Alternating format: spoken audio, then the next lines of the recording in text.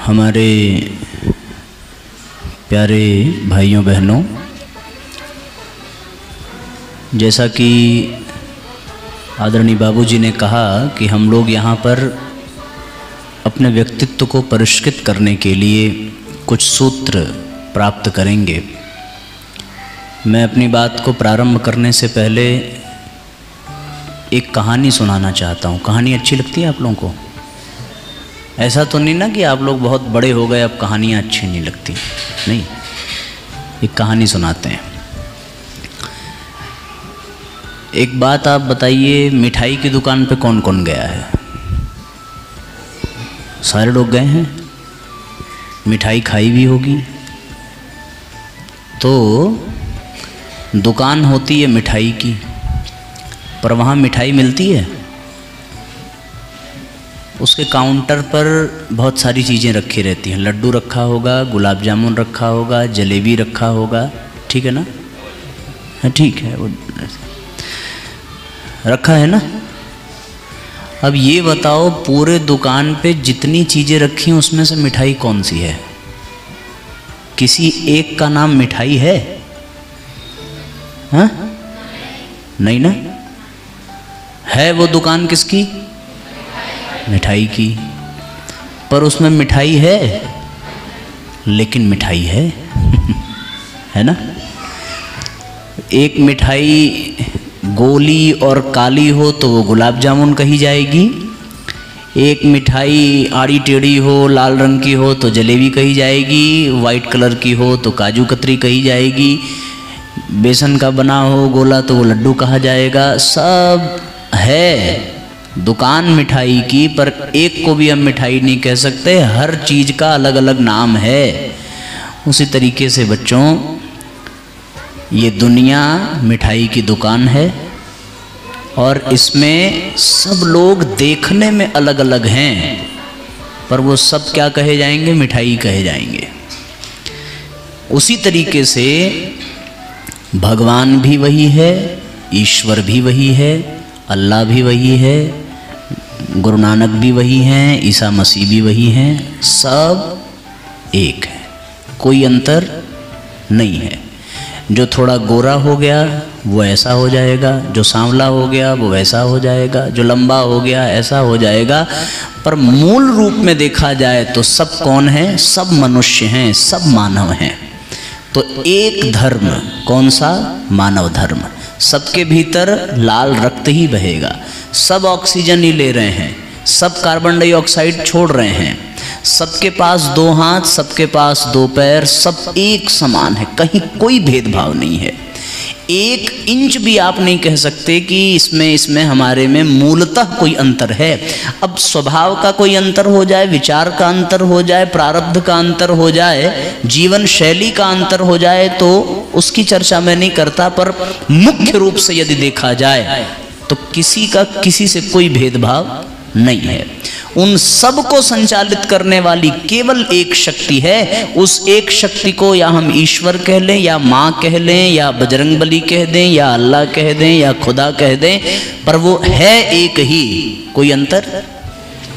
तो आइए हम उसी ईश्वर से, उसी खुदा से प्रार्थना करें कि हे परमात्मा, हम सबको सद्बुद्धि मिले, सद्ज्ञान मिले, हम अपने जीवन को सफल बना सकें, जीवन को सार्थक बना सकें। इसी प्रार्थना के साथ आप सब लोग कमर सीधी कर लें, नेत्र बंद कर लें, अपने दोनों हाथों को अपनी गोद में रख लें। बाएं हाथ को नीचे रखेंगे, दाहिने हाथ को ऊपर। ऐसे रखना है, ध्यान की अवस्था में जैसे होते हैं ना, बहनों ने ऐसे रखा है, आप लोग ऐसे रखिए। हम सब लोग एक साथ एक स्वर में उस परमात्मा को पुकारें, उस ईश्वर को पुकारें। आपकी श्रद्धा जिसमें हो, आप उसे खुदा कहते हो, आप उसे भगवान कहते हो, अपनी निष्ठा, अपनी श्रद्धा के अनुसार आप उनका आवाहन करें और एक ही प्रार्थना करें कि हम जिस उद्देश्य के लिए यहाँ आए हैं वो उद्देश्य हम पा सकें, हमारा जीवन सफल हो सके। इसी भावना के साथ हमारे साथ साथ गायत्री मंत्र का उच्चारण एक बार करने की कृपा करेंगे। ओम भूर्भुवः स्वः तत्सवितुर्वरेण्यं भर्गो देवस्य धीमहि धियो यो नः प्रचोदयात्।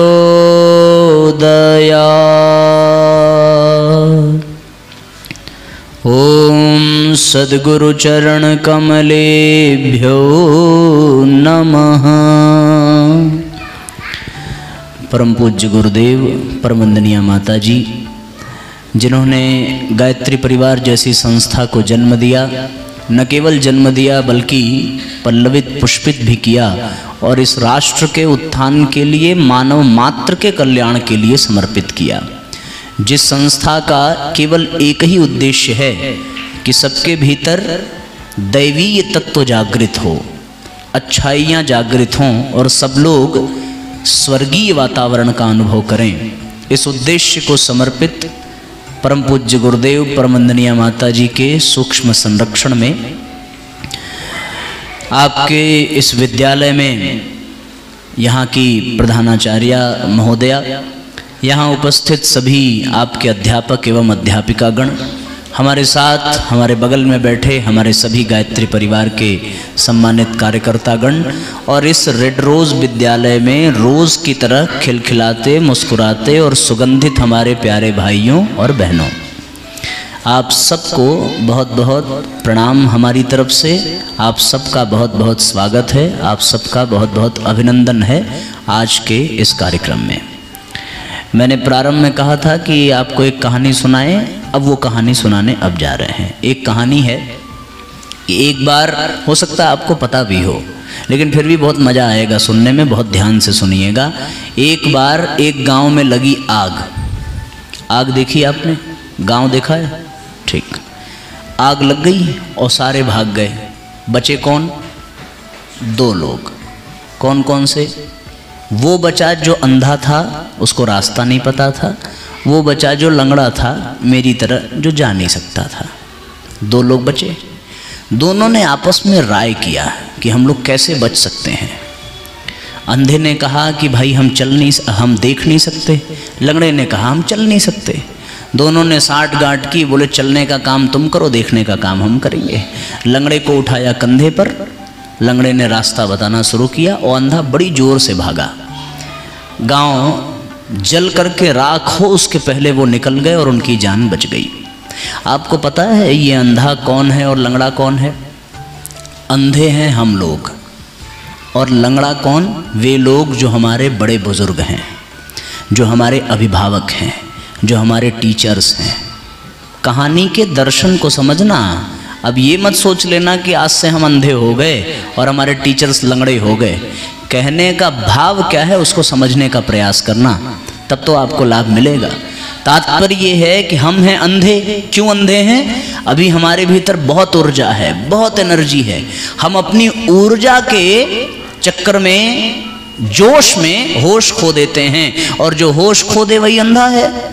और हमारे जो सीनियर हैं, हमारे जो टीचर्स हैं, हमारे जो पेरेंट्स हैं, हमारे जो गुरुजन हैं, वो क्या हैं? वो लंगड़े हैं। वो जानते हैं कि क्या सही है क्या गलत है, पर वो कर नहीं सकते क्योंकि उनके पास अब उनके शरीर में उतनी क्षमता नहीं है। तो फिर होगा क्या? होगा ये कि जिस दिन हम लोगों ने अपने कंधे पर अपने बड़े बुजुर्गों को बिठा लिया, बिठाने का तात्पर्य यदि हमने उनका मार्गदर्शन लेना प्रारंभ कर दिया, हम उनकी बात मानना शुरू कर दें, उस समय हम आंख बंद करके भी किसी रास्ते की ओर जाएंगे तो हमें कभी भटकाव का खतरा नहीं रहेगा। और दुनिया की बड़ी से बड़ी आग, बड़ी से बड़ी नफरत, उससे हम हमेशा बचते चले जाएंगे। हमारे यहाँ हमारी माता जी एक बात कहा करती थी कि रास्ता चलना साफ चाहे देर भले हो, और खाना खाना माँ के हाथ चाहे जहर भले हो। हम सब लोग अगर अपने बड़ों का अनुसरण करने लगेंगे, अपने बड़ों की बात मानने लगेंगे, तो दुनिया का कितना भी बड़ा अंधकार हो, कितनी भी बड़ी ज्वाला हो, हम उसमें भटकने से बच जाएंगे, जलने से बच जाएंगे। और यदि हमने उन महापुरुषों, बड़े का तात्पर्य केवल अपने माँ बाप से मैं नहीं कह रहा हूँ, बड़ों का तात्पर्य केवल टीचर से नहीं, बड़ों का तात्पर्य कि वे लोग जिन्होंने इस समाज को एक दिशा दी है, एक मार्गदर्शन दिया है, आप उनको गुरु नानक कह सकते हैं, आप उनको ईसा मसीह कह सकते हैं, आप उनको मोहम्मद साहब कह सकते हैं, आप उनको महात्मा गांधी कह सकते हैं, आप उनको भगवान राम और कृष्ण कह सकते हैं, आप उनको परम पूज्य गुरुदेव कहते हैं। हम उन बड़े लोगों की बात कर रहे हैं जिन्होंने समाज को एक दिशा देने में अपने आप को तपाया और समाज के कल्याण में अपनी एक अहम भूमिका निभाई। उन महापुरुषों की हम बात कर रहे हैं, जिन महापुरुषों ने बिना किसी स्वार्थ के, बिना किसी अहंकार के, बिना किसी लाभ के अपने जीवन को गंवा दिया केवल और केवल इस देश की स्वतंत्रता के लिए, इस राष्ट्र के समुन्नत बनाने में। और आज भी ऐसे दुनिया में लोग हैं जो राष्ट्र को समर्पित जीवन जी रहे हैं। हमें उन लोगों का अनुसरण करना चाहिए। हमारा बड़े लोगों से कहने का, बुजुर्गों से कहने का तात्पर्य वो है क्योंकि उनके पास अनुभव है। रामायण में एक छोटी सी कथा आती है कि समुद्र के किनारे सारे वानर पहुंच गए और सबका एक ही उद्देश्य था, क्या? कि सीता जी का पता लगाना है। किसी गिद्ध ने कह दिया कि समुद्र के उस पार सीता जी हैं। सब खड़े हैं, सोच रहे हैं कौन जाएगा, कैसे जाएगा। उस समय क्या हुआ? उस समय हुआ कि एक बूढ़ा व्यक्ति निकल करके आया और उसने समझाना प्रारंभ किया। किसको समझाना प्रारंभ किया? उस व्यक्ति को जो अभी युवा है, जिसके पास बड़ी ताकत है, बड़ी ऊर्जा है, लेकिन वो अंधा है। उसे पता ही नहीं है कि उसके भीतर कितनी शक्ति है, कितनी सामर्थ्य है, कितनी ताकत है। यदि वो चाह ले, अपने आप को जान ले, तो वो सारे समुद्र को लांग सकता है, बल्कि सुखा सकता है, इसमें कोई दो राय नहीं है। लेकिन वो जानता ही नहीं है। वही हाल हम लोगों का है। हम लोगों के पास ताकत भी है, ऊर्जा भी है, समय भी है, क्षमता भी है, प्रतिभा भी है, पर उसको जगाने वाला कोई नहीं है। उसको जगाने के लिए किसी महापुरुष की जरूरत है, किसी बुजुर्ग की जरूरत है, किसी अनुभवी व्यक्ति की जरूरत है, तब जाकर के वो जगेगा। तो उनको तो मिल गया जामवंत, और जामवंत ने जगाया तो हनुमान खुद को पहचान पाए और 100 योजन समुद्र को चुटकी में लांग गए।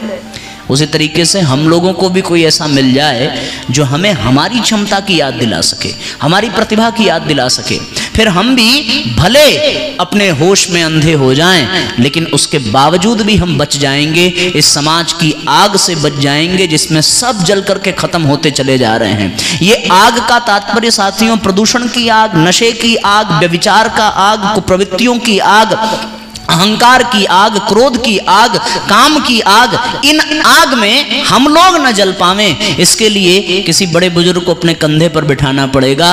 कंधे पर वो बैठेगा तो हमारे दिमाग में उसकी बातें प्रवेश करेंगी और हम उनका अनुसरण करेंगे तो निस्संदेह हम अपने जीवन को आगे पहुंचा पाएंगे। बात समझ में आ रही है ना? ठीक है ना? हम लोगों को अपने जीवन को क्या करना है? सफल बनाना है। पीछे एक बैनर लगा हुआ है, उसमें क्या लिखा है कि हम अपने जीवन को सफल या लक्ष्य को कैसे प्राप्त करें। ठीक है ना? लक्ष्य क्या है हम लोगों का? हम लोगों का लक्ष्य केवल इतना नहीं है कि हम लोग विद्यालय में आए, यहाँ पढ़ना प्रारंभ किया और जब यहाँ से निकले तो हम लोग एक अच्छा खासा पैकेज बन करके निकलते हैं। होता तो यही है कि भाई किसको कितनी बड़ी नौकरी मिल गई। केवल पैसा कमाना उद्देश्य, इसलिए आपको विद्यालय नहीं बुलाया गया। केवल आपको आपका कोर्स कंप्लीट कराने के लिए विद्यालय नहीं बुलाया गया। यहाँ पे आपको इसलिए बुलाया गया कि आपके व्यक्तित्व का विकास हो सके, आपका कैरेक्टर कैसा बन सकता है ये आप यहां से सीख सकते हैं। आपका थॉट प्रोसेस क्या है, आपकी एक्टिविटीज क्या है, ये आपके कैरेक्टर को, आपके व्यक्तित्व को बनाएगा। पूरी की पूरी पर्सनालिटी को यदि डिफाइन किया जाए तो वो कैरेक्टर, वो आपके थॉट प्रोसेस, वो आपकी एक्टिविटी, इन सब के मिश्रण को पर्सनालिटी कहते हैं।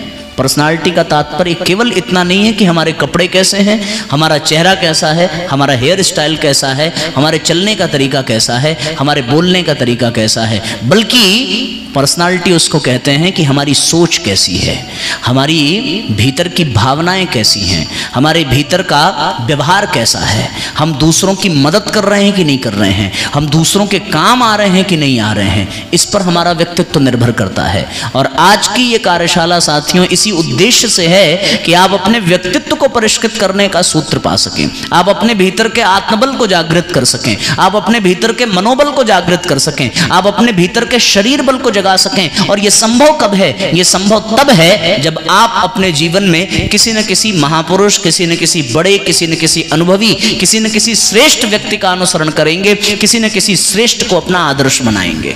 आज की पीढ़ी का सबसे बड़ा दुर्भाग्य ये है साथियों कि उसने अपने आदर्श का चयन ही गलत कर लिया।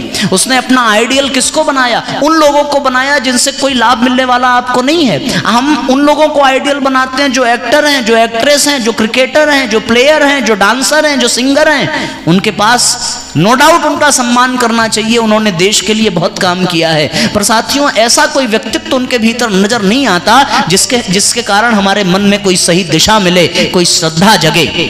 आप किसी भी क्रिकेटर को उठा करके देख लीजिए, उनका व्यक्तित्व क्या है। पीठ पीछे निकलने के बाद यदि वो नशा कर रहे हैं, यदि वो देश के लिए गलत दिशा में दे रहे हैं, यदि वो गुटखा का प्रचार कर रहे हैं, तो फिर ऐसे कैरेक्टर को हम अपना आइडियल बनाएंगे तो हमारा जीवन कहां जाएगा? आप उन एक्टर, उन एक्ट्रेस को अपना आइडियल यदि बना लेते हैं जिन्होंने आधे कपड़े पहन करके हमारी संस्कृति को तबाह करने में एक कसर नहीं छोड़ी, और इसलिए उन्होंने किया क्योंकि उनको उससे पैसा मिल रहा है। उन्होंने अपनी झोली भरने के लिए पूरे देश के युवाओं को और युवतियों को बर्बाद करने में एक सेकंड का समय नहीं लगाया। तो आप उन लोगों को यदि अपना आइडियल बनाएंगे तो फिर हम लोग कहां जाएंगे? जाहिर सी बात है, हम उनके जैसा ही बनेंगे। पिछले कुछ दशकों में हमारे युवाओं में, हमारे बच्चों में ये चीजें बहुत तेजी से पनपी हैं। यदि कोई फिल्म का कोई ऐसा कैरेक्टर जो इस उंगली में सिगरेट दबा करके पीता है, तो केवल उसकी तरफ बनने के लिए हमारे युवा सिगरेट पीने लगते हैं। ये कितना बड़ा दुर्भाग्य है। यदि कोई ऐसा कैरेक्टर आ जाए जिसके बाल आगे से लटके हों, जिसका बाल तेरे नाम जैसा हो, वो मेरे नाम, तेरे नाम सब बुला करके अपनी हेयर स्टाइल उसके नाम कर देता है। परिणाम क्या निकला? परिणाम ये निकला कि जब आपके घर में आपके माँ बाप आपसे संतुष्ट नहीं है तो वो कैरेक्टर आपको दिशा देने नहीं आता। इसलिए साथियों, हमारे भारतीय संस्कृति में उस कैरेक्टर की कमी नहीं है। हमारे यहाँ ऐसे ऐसे महापुरुषों ने जन्म लिया और ऐसा ऐसा जीवन जी करके दिखाया साथियों कि उनके जीवन की एक एक शिक्षाएं, एक एक बात यदि हम अनुसरण कर लें तो निस्संदेह हमें किसी और की नकल करने की जरूरत नहीं पड़ेगी। आज पहला सूत्र आप ये लेकर के जाइए पर्सनालिटी डेवलपमेंट का, वो ये कि हमें अपना आइडियल निर्धारित करना है। हमें किसी ऐसे कैरेक्टर को, किसी ऐसे व्यक्ति को, किसी ऐसे पर्सनालिटी को अपना आदर्श बनाना है जिसके पदचिन्हों पर चल करके हमारा जीवन भटके नहीं, हमारे जीवन को एक दिशा मिले, एक लक्ष्य मिले। वो कौन हो सकता है? वो स्वामी विवेकानंद हो सकते हैं, वो हजरत मोहम्मद साहब हो सकते हैं, वो ईसा मसीह हो सकते हैं, वो महात्मा गांधी हो सकते हैं, वो भगत सिंह हो सकते हैं। इन लोगों के रहने के बावजूद यदि हम आज के किसी ऐसे वैसे कैरेक्टर को अपना आइडियल बनाएं तो मैं समझता हूं कि हम सबकी सबसे बड़ी भूल होगी। इसलिए आपको ये सत्य घटना बताऊं कि यदि महात्मा गांधी महात्मा बन सके तो उनसे पूछा गया था कि भई आप कैसे बन सके? वो सत्यवादी, वो अहिंसा धर्मी इसलिए बन सके साथियों क्योंकि उन्होंने हरिश्चंद्र को अपना आदर्श बनाया था। किसको आदर्श बनाया? हरिश्चंद्र को आदर्श बनाया। आप सुभाष चंद्र बोस की जीवनी उठा करके देखें, उन्होंने स्पष्ट रूप से लिखा है कि वो जिससे प्रभावित होकर के राष्ट्र के उत्थान के लिए, देश को स्वतंत्र करने के लिए हिंदी फौज की स्थापना करते हैं, तो वो आइडियल उनका कौन था? स्वामी विवेकानंद थे। ऐसे ऐसे महापुरुषों को जब हम अपना आइडियल बनाएंगे, अपना आदर्श बनाएंगे, तब जाकर के साथियों हमारे जीवन को एक दिशा मिलेगी। एक पहली बात। दूसरा कि आज हम उन आदर्शों को, उन आइडियल को अपने सामने देख नहीं पाते। हमारे परिवार में कोई ऐसा है नहीं जिसका व्यक्तित्व इतना उत्कृष्ट हो कि हम उसकी बात, उसका अनुसरण कर सकें। जब हम खुद ये देखते हैं कि हमारे घर के, हमारे माँ बाप ही नशा कर रहे हैं, तो फिर हम अपने आप को कैसे बचा सकते हैं? जब हम खुद देख रहे हैं कि हमारे टीचर्स खुद सिगरेट पी रहे हैं, तो हम कैसे कर सकते हैं अपने आप को? इसलिए आपको फिर एक ही तरीका अपनाना पड़ेगा, वो ये अपनाना पड़ेगा कि उन आदर्शों को खोजना पड़ेगा, और वो मिलेंगे नहीं तो उसका एक तरीका है जो आज के लिए आपका दूसरा सूत्र है साथियों। वो ये क्या? वो ये है कि आप उन आदर्शों को किताबों में ढूंढना प्रारंभ करिए। कहां पे? किताबों में। वो उनका चरित्र, उनका जीवन, उनकी जिंदगी और उनके भीतर की छिपी हुई प्रेरणाएं, उनके भीतर की शिक्षाएं आपको कहां मिल सकती हैं? केवल और केवल उन महापुरुषों के साहित्य में मिल सकती हैं। आपका दूसरा सूत्र पर्सनालिटी डेवलपमेंट का साथियों ये है कि आप उन सूत्रों को अपनाने के लिए अच्छी किताबों का सानिध्य प्राप्त करिए। और मैं आपसे ऐसा इसलिए कह रहा हूं क्योंकि आपके विद्यालय में संभवतः भारतीय संस्कृत ज्ञान परीक्षा होती रही है और आप लोगों ने उस परीक्षा को दिया भी होगा। किन किन लोगों ने दिया? हाथ उठाओ जरा। तो जब आप लोगों ने वो परीक्षा दी होगी तो आपको कोई किताब भी मिली होगी, उस किताब को आपने पढ़ा भी होगा, उस किताब से आपको बहुत कुछ सीखने को भी मिला होगा। इस तरह की किताबें जो आपकी जिंदगी को बदल देने की सामर्थ्य रखती हों, वो आपको साथियों मिल सकती हैं। और मैं दावे के साथ कह सकता हूं कि दुनिया में बहुत सारे पब्लिकेशन हैं, पर आपको ऐसी किताबें जो आपके जीवन की दिशा को बदल दें, वो केवल और केवल गायत्री परिवार में ही मिल सकती हैं। मैं निवेदन करूंगा यहाँ के गायत्री परिवार के कार्यकर्ताओं से कि अगली बार जब इस विद्यालय में संजोग बने तो यहाँ पर न केवल कोई आध्यात्मिक पुस्तक बल्कि महापुरुषों की जीवनी भी यहाँ पर हम बच्चों को प्रदान करें। और आप अपने कागज पर लिख करके देना कि हमें ये महापुरुष अच्छे लगते हैं, उन महापुरुषों की जीवनी की पुस्तक देने की जिम्मेदारी हमारे कार्यकर्ताओं की, हमारे गायत्री परिवार की टीम की रहेगी। आप स्वामी विवेकानंद की जीवनी चाहते हैं, सरोजनी नायडू की जीवनी चाहते हैं, माता सीता की जीवनी चाहते हैं, राम की चाहते हैं, कृष्ण की चाहते हैं, भगत सिंह की चाहते हैं, विवेकानंद की चाहते हैं, एक एक महापुरुष जो आपके जुबान पर होगा उसकी जीवनी और उनके जीवन से कौन सी शिक्षा मिलती है, ये पुस्तक प्रदान करने की जिम्मेदारी हम लोगों की। बस आपको अपनी जिज्ञासा प्रकट करनी पड़ेगी, आपको बताना पड़ेगा कि आपका आदर्श आप किसको बना रहे हैं, आप किसका अनुसरण करना चाहते हैं, आप किसको अपनी जिंदगी का रियल हीरो बनाना चाहते हैं। साथियों, यदि हम रियल हीरो बनाने की तलाश में निकलें तो दुनिया में एक नहीं, दो नहीं, हजारों उदाहरण आपको मिल जाएंगे जिन्होंने अपनी जिंदगी को बहुत ऊंचाई तक पहुंचाया है और इस समाज के लिए एक मुकाम हासिल किया है, एक उदाहरण बनकर के उभर करके आए हैं। मुझे वो जरा डायरी देना, उसमें हमने लिखा है एक ऐसे व्यक्ति जिनको 14 साल की उम्र में एक्सीडेंट हुआ। कितने साल में? 14 साल की उम्र में एक्सीडेंट हुआ और 14 साल की उम्र में एक्सीडेंट के बाद उनको जान बचाने के लिए साथियों 14 बॉटल ब्लड की जरूरत पड़ी। कितने बॉटल ब्लड की? उन्होंने अपनी जिंदगी, उस समय तो वो 14 साल का केवल बच्चा ही था और 14 साल का बच्चा, उस 14 साल के बच्चे की स्थिति ये थी कि जब उसका एक्सीडेंट हुआ साथियों, तो आप विश्वास नहीं करेंगे 14 बॉटल खून लगा। ठीक है ना? उनका नाम था, आप इसको गूगल भी कर सकते हैं, उनका नाम था जेम्स हैरिसन। सुना होगा शायद आपने।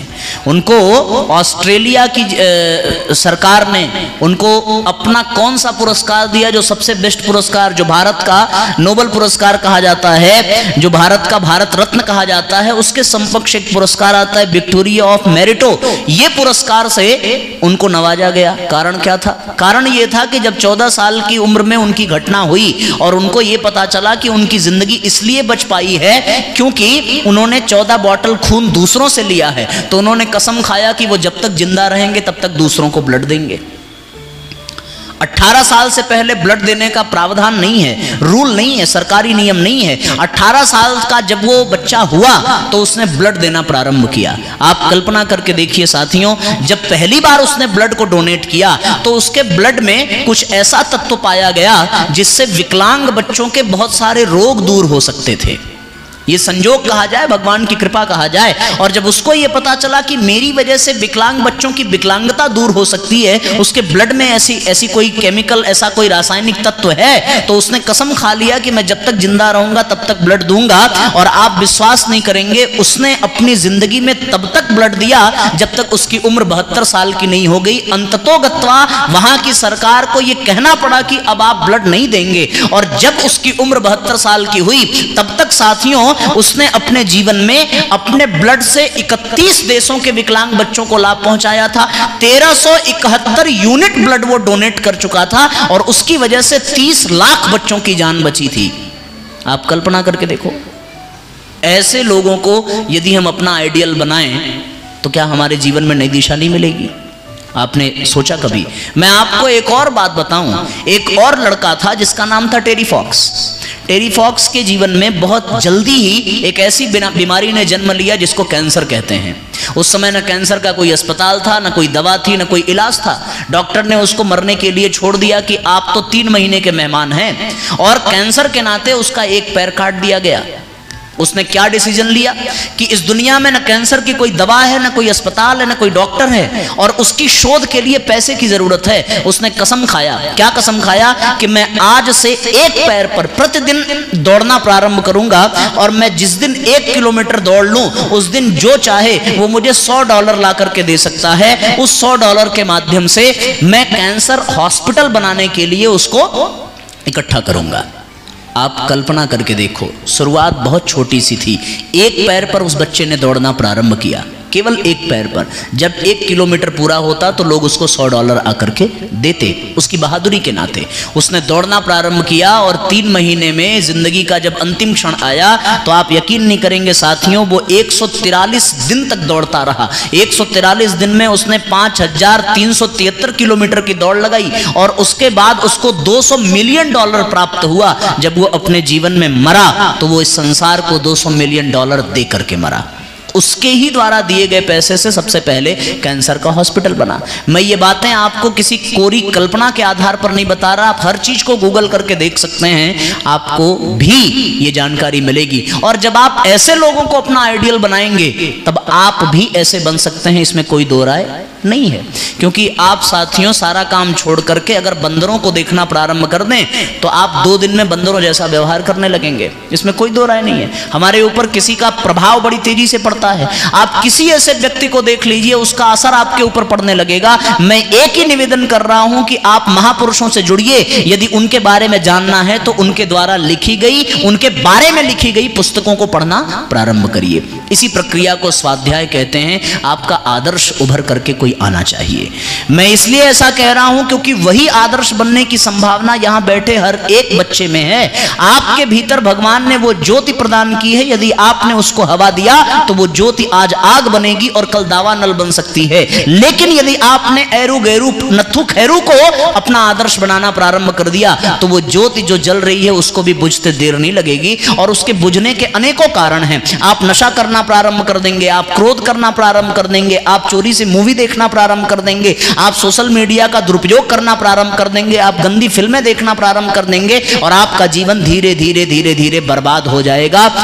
बिना किसी सपोर्ट के, बिना किसी जिम्मेदारी के आप बिगड़ते चले जाएंगे। ऐसी स्थिति में साथियों आपका पहला काम कि हम अपनी उन संभावनाओं को साकार करें। मुझे एक छोटी सी घटना याद आती है। हमारे यहाँ विदेश की एक घटना है और एक आदमी था जिसका नाम था माइकल एंजेलो। क्या नाम था? Michael Angelo. माइकल एंजेलो एक बार एक खेत के किनारे से जा रहा था। उस खेत में एक बहुत बड़ी चट्टान पड़ी थी।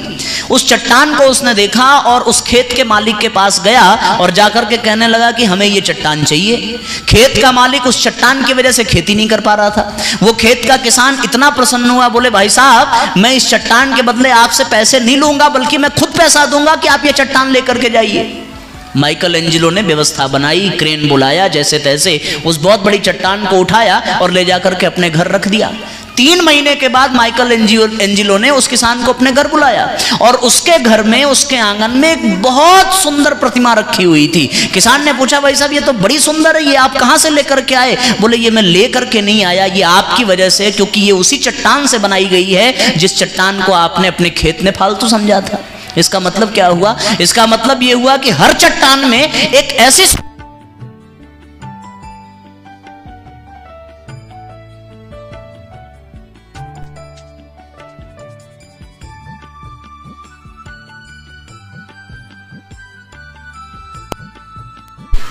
हरिओम। हाँ, तो मैं निवेदन ये कर रहा था साथियों कि हर चट्टान में एक सुंदर प्रतिमा बनने की संभावना है। यदि ये पॉसिबल है तो हर बच्चों में एक महापुरुष बनने की संभावना है कि नहीं है? एक छोटा सा बालक जिसको लोग नरेंद्र कहते थे, जो पहली बार जब बनारस के घाट पर आया और बंदरों ने दौड़ाया तो वो दुम दबा करके इतनी तेज भागा जिसकी कोई बात नहीं। लेकिन आगे चल करके कौन जानता था कि वही नरेंद्र स्वामी विवेकानंद बन जाएंगे? आप कल्पना करके देखिए, किसी को पता नहीं था।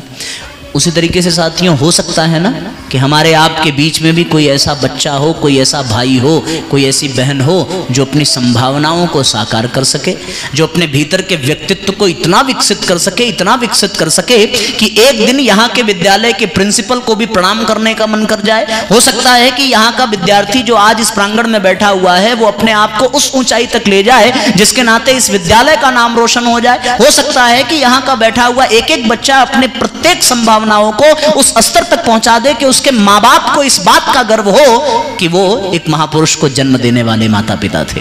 मैं आपको एक सत्य घटना बता रहा हूं कि भगत सिंह को जब फांसी का फंदा लगने वाला था तो भगत सिंह की अंतिम इच्छा क्या थी? अंतिम इच्छा यह थी कि वो अपनी मां से एक बार मिले।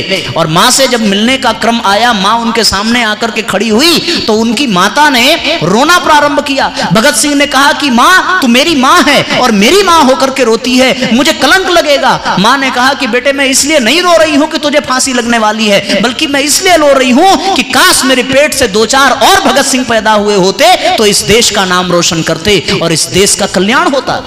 माँ बाप को भी गर्व होगा जब आप उस ऊंचाई को प्राप्त करेंगे जितनी संभावनाएं आपके भीतर विद्यमान है। और ये है हर एक के अंदर, बीज रूप में हर व्यक्ति अपनी प्रतिभा को दबा करके बैठा है। समय आने पर उसकी प्रतिभा निखरती है। कौन जानता था कि हनुमान समुद्र लांघ जाएंगे? कौन जानता था कि हनुमान पहाड़ उठा करके फेंक देंगे? कौन जानता था कि 39 साल की उम्र में विवेकानंद जब इस दुनिया को छोड़ करके जाएंगे तो हिंदू संस्कृति का झंडा पूरे विश्व में लहराएगा? कौन जानता था कि 23 साल की उम्र में जब भगत सिंह फांसी का फंदा चूमेंगे तो हर युवा में उनके रक्त को एक तूफान मचेगा, एक गर्म रक्त उनका हो जाएगा? ये कोई जानता नहीं था। लेकिन साथियों, ये क्यों हुआ? क्योंकि उन्होंने अपने भीतर की क्षमता को पहचाना।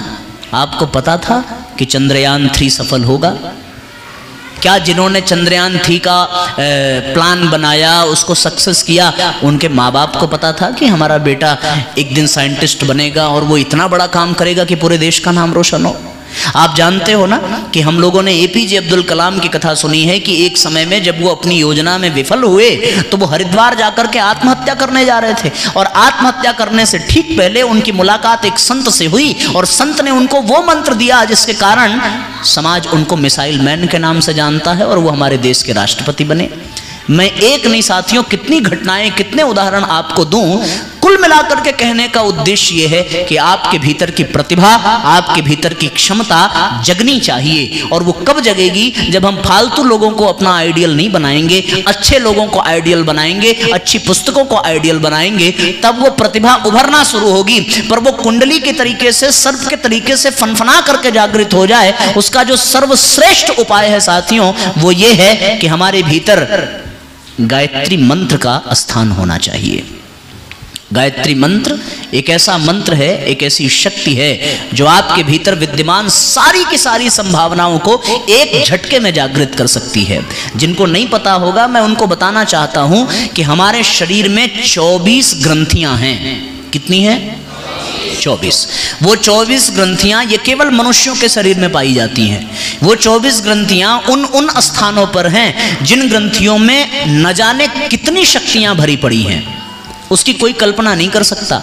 आपका मस्तिष्क अभी कंप्यूटर जैसा बन सकता है। आपके मस्तिष्क में इतनी क्षमता है कि आप कोई भी कार्य कर सकते हैं। आपने न्यूज़ चैनल पे देखा होगा कि एक छोटा सा बच्चा पूरी रामायण याद करके बैठा है। एक छोटा सा बच्चा किसी भी प्रश्न का तुरंत जवाब दे रहा है। वो 1 सेकंड में बता देता है कि किस देश की राजधानी कहाँ है।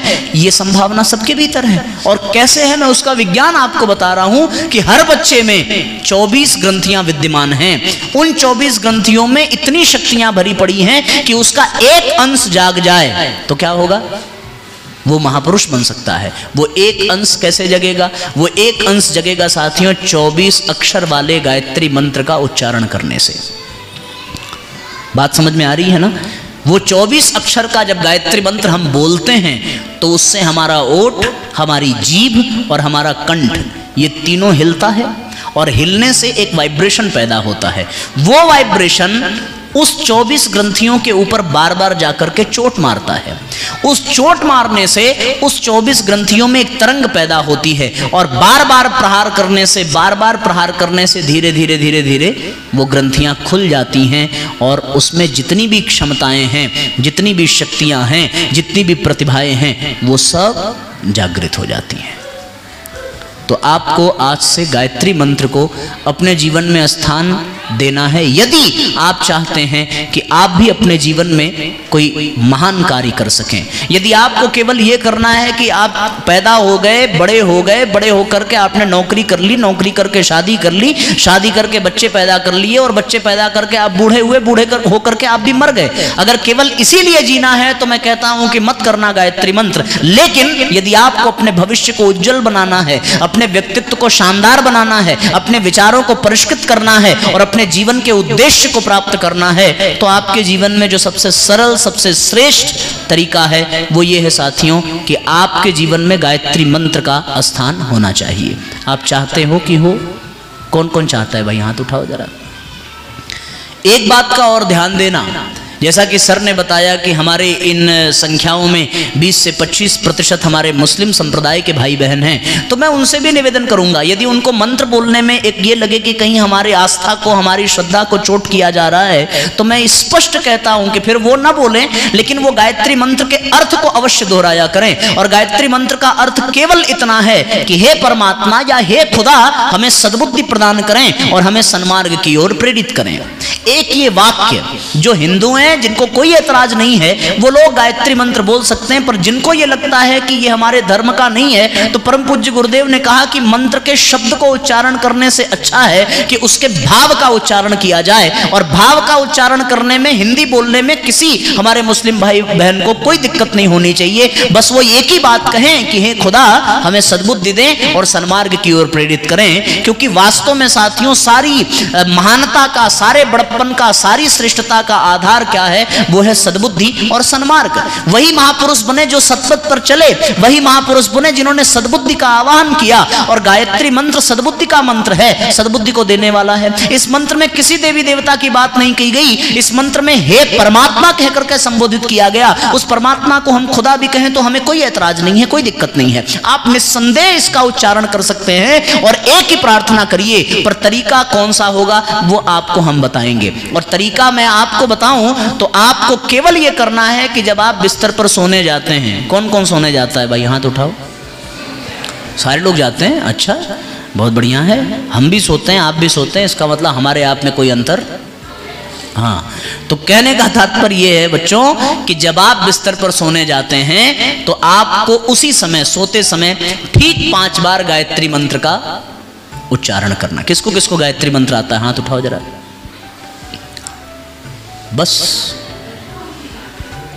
अच्छा, हाँ, तो आप हाथ नीचे कर लीजिए। ये कोई चिंता का विषय नहीं है। इसलिए नहीं है, आपको इसलिए नहीं आता क्योंकि आज तक आपको उसके बारे में किसी ने बताया नहीं होगा, है ना? तो आप एक काम करिएगा, आप चाहे गूगल से, चाहे यूट्यूब से, चाहे कहीं से यदि आप चाहेंगे तो आपको मिल जाएगा। और मिल जाए तो आपको एक काम करना है, गायत्री मंत्र का उच्चारण प्रतिदिन सोने से पहले कितनी बार?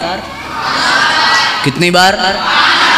केवल 5 बार गायत्री मंत्र का उच्चारण करना है और भाव यही हो कि हे परमात्मा, हमें सद्बुद्धि दें और सन्मार्ग की ओर प्रेरित करें।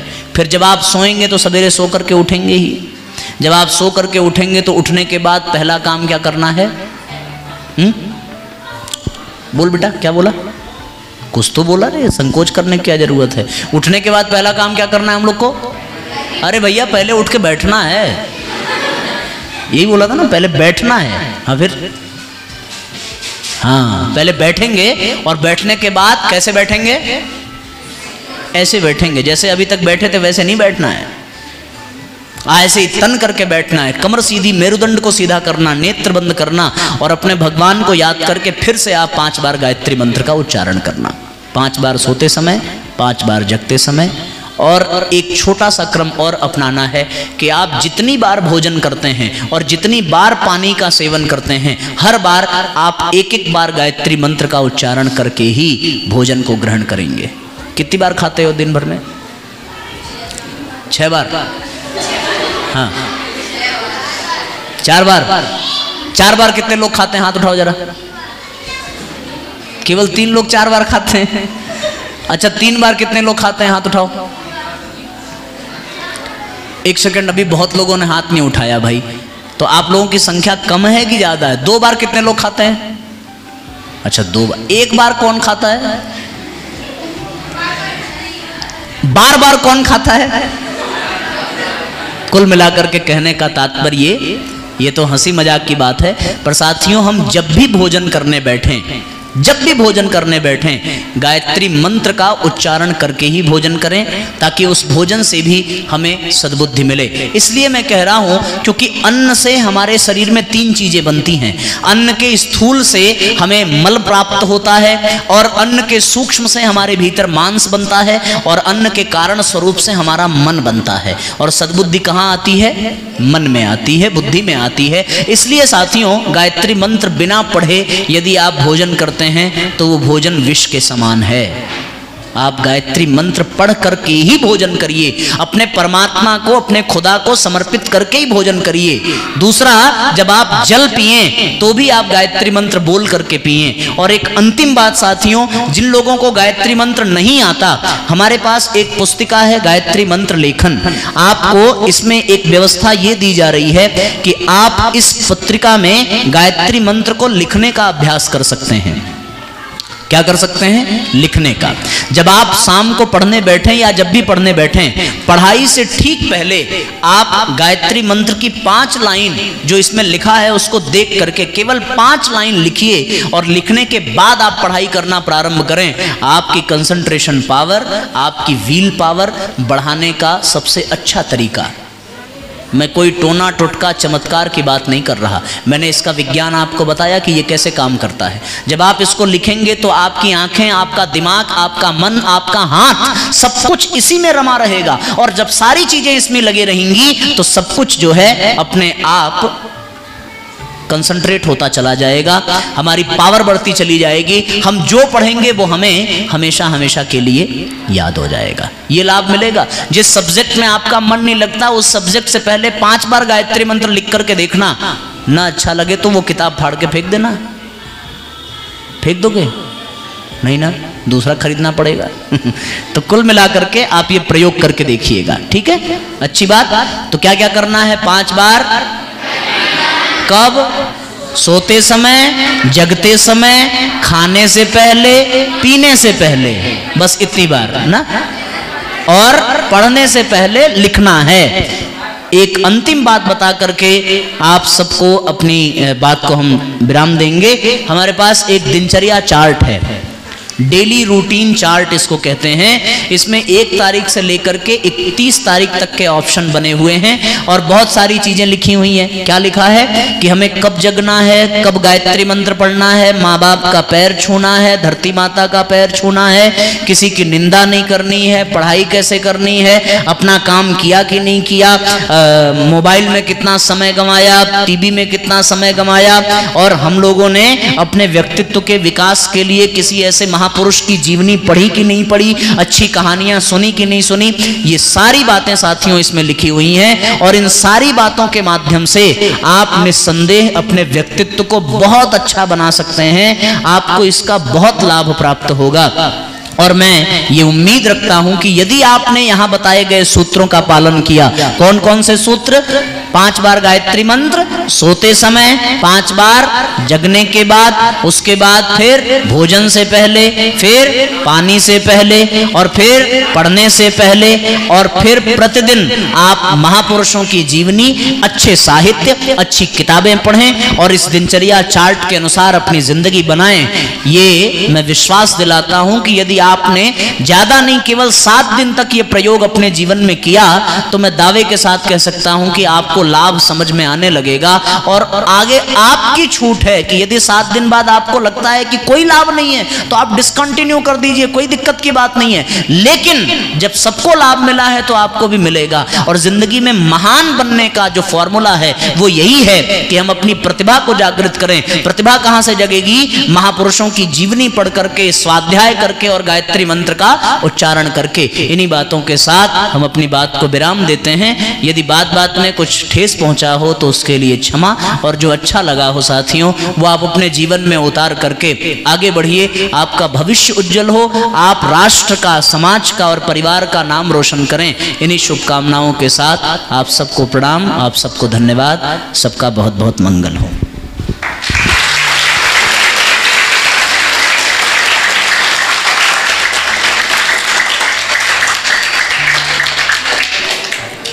प्यारे बच्चों, भैया ने बहुत अच्छी अच्छी बातें बताई।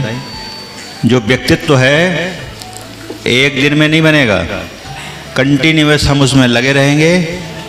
जैसे उनने पत्थर का उदाहरण दिया कि एक सामान्य सा पत्थर से जब फालतू चीज़ें हटा दी गई तो मूर्ति बन गई। ऐसे ही हमारे जो व्यक्तित्व में, जीवन में जो फालतू चीज़ें हैं, फालतू आदतें हैं, फालतू विचार हैं, उनको हमें छांट छांट के अलग कर देना है और हम एक अच्छी मूर्ति के रूप में उभर करके आएंगे सामने।